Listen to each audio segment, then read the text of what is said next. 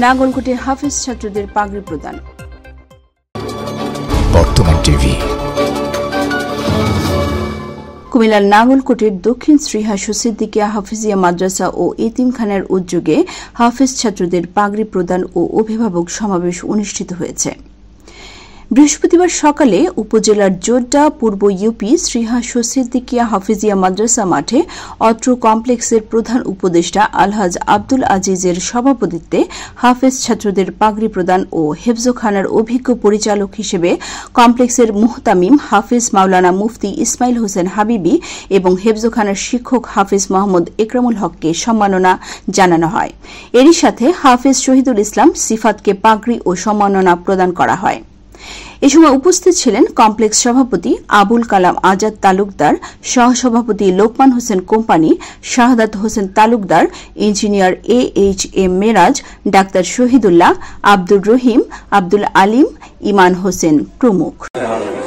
আসলে আমি অত্যন্ত খুশি যে ছেলেটাকে আজকে যে আমি হঠাৎ করে সিদ্ধান্ত নিয়েছি দেখে যাব, আমি যাওয়ার আগে আমি যাব।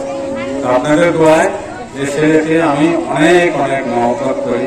আমি প্রায় সময় আমাদের মুফতি সাহেবের কাছে ওর খবর নিতাম। এখনো আমি মাদ্রাসা আসলে পুরাটা পরিদর্শন করি নাই, ওনাকে জিজ্ঞাসা করেন। আমি এর মধ্যে 7-8 জন ছেলে পাচ্ছি। খুব আমরা কোনো অডিও না, হিরো না, আমরা সাধারণ মানুষ, আমরা সবাই কেউ গুণার হতে না।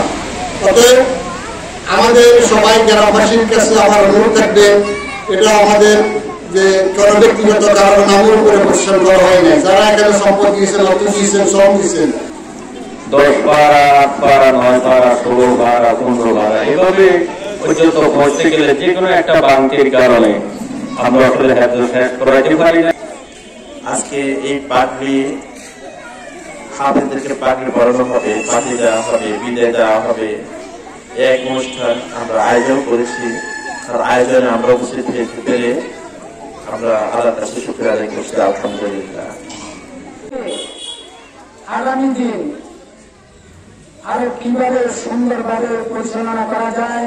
উপস্থিত বিশিষ্ট ব্যক্তিবর্গ আমেরিকা প্রবাসী জনাব আলহাজ আব্দুল আজিজ সাহেব উপস্থিত আছেন।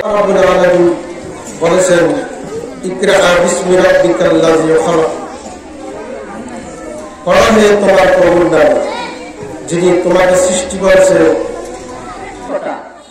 আল্লাহ তাআলা কোরআনে বলেছেন খুলিকাল ইনসানু যায়ীফা, আল্লাহ মানুষকে দুর্বল বানিয়ে সৃষ্টি করেছেন। আমিও যেহেতু মানুষ, দুর্বলতা আমার মধ্যে রয়েছে। আমার দায়িত্ব পালনের ক্ষেত্রে, আমার পরিচালনার ক্ষেত্রে, আমার অন্যান্য আনুষঙ্গিক দিক থেকে দুর্বলতা আমার মধ্যে থাকবে, এটাই আমার জন্য স্বাভাবিক। কিন্তু এটা যদি আমার শ্রদ্ধাভাজন কমিটির লোক যারা রয়েছেন, আমার উপদেষ্টা সাহেব যারা রয়েছেন, আমার শুভাকাঙ্ক্ষী যারা রয়েছেন, আমাদের সন্তান অথবা ছোট ভাই মনে করে যদি সুযোগ দিয়ে দেন, ইনশাআল্লাহ তাআলা এই প্রতিষ্ঠানের জন্য, প্রতিষ্ঠানের শিক্ষার্থীদের জন্য সেটা মঙ্গলজনক হবে।